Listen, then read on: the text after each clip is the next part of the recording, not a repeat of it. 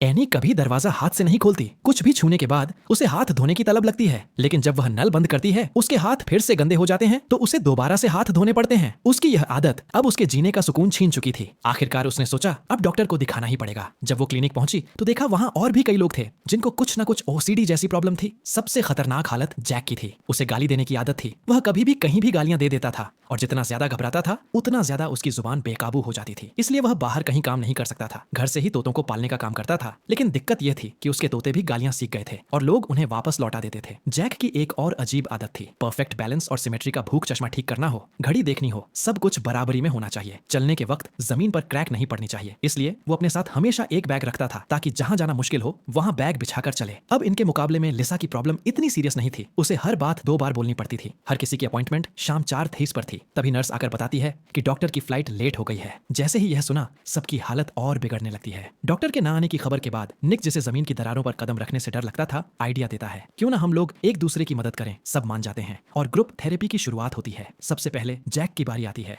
उसे 3 मिनट तक गाली दिए बिना रहना है, लेकिन जितना वो कंट्रोल करने की कोशिश करता है उतना ही उसकी हालत और बिगड़ती है। जैसे ही उसकी जुबान फिसलती है लिसा की प्रॉब्लम भी एक्टिव हो जाती है और वो हर बात 2 बार दोहराने लगती है। जब सबको लगने लगता है कि यह एक्सरसाइज फेल हो जाएगी, तभी सब नोटिस करते हैं कि जैक अब गालियां नहीं दे रहा। उसने गालियों की जगह मछलियों के नाम लेने शुरू कर दिए। अब बारी है एनी की। उसे ले जाया जाता है एक ऐसे टॉयलेट में जहां हजारों लोग जा चुके थे। सब कहते हैं कि अगर उसे अपने डर से बाहर निकलना है तो उसे सामने से लड़ना होगा। उसे चैलेंज दिया जाता है कि वह 5 मिनट तक हाथ न धोए। काफी हिम्मत जुटाने के बाद वो टॉयलेट की तरफ हाथ बढ़ाती है। सबकी मदद से वह अपने डर पर जीत पाती है और पूरे 5 मिनट हाथ नहीं धोती। अब निक की बारी है। उसे एक ऐसी कारपेट पर ले जाया जाता है जिस पर लाइनें होती हैं और उसे अचानक धक्का दिया जाता है, लेकिन निक बहुत स्मार्ट होता है। वो हर दरार से बचते हुए निकल जाता है। तभी सब उसे आंखों पर पट्टी बांधकर क्रैक्स पर चलाते हैं। जब उसकी आंखों से पट्टी हटाई जाती है तो उसे समझ आता है कि असल में उस डर में इतना कुछ था ही नहीं। लेकिन सबसे बड़ा चेंज लिसा में आता है। वो जब दूसरों की मदद में लगी होती है तो उसे खुद का ध्यान ही नहीं रहता और पूरा सेशन वो बिना कुछ दोहराए निकाल लेती है। जाने से पहले सब मिलकर एक ग्रुप चैट बनाते हैं और तय करते हैं कि अब हर महीने मिलकर ग्रुप थेरेपी करेंगे। सबके जाने के बाद जैक वापस उसी क्लिनिक में जाता है और तभी खुलासा होता है कि असल में वह खुद एक साइकोलॉजिस्ट है। उसने यह पूरा सेशन खुद प्लान किया था ताकि वह दूसरों की मदद करते हुए खुद भी ठीक हो सके।